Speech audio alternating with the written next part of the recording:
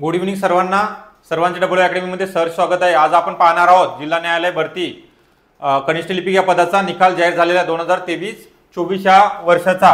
ठीक आहे, तर प्रत्येक जिल्ह्याचा आपण निकाल पाहणार आहोत. किती मेरिट लिस्ट लागलेली आहे, एका 7चा रेशो घेतलेला आहे स्किल टेस्ट साठी. तर यामध्ये ज्युनियर क्लर्क या पदाचा निकाल पाहूया आपण. डिस्ट्रिक्ट कोर्ट अहमदनगर या जिल्ह्याचा. ठीक आहे, यामध्ये गणेश दत्तात्रय वाळुंगळे ह्या विद्यार्थ्यांना, या सरांना 37 मार्क पडलेले, हायेस्ट मार्क आहेत नगर जिल्ह्यामध्ये.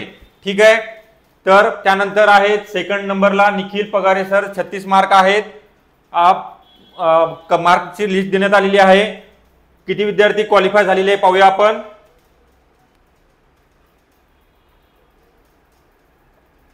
नगर जिल्ह्यासाठी एकूण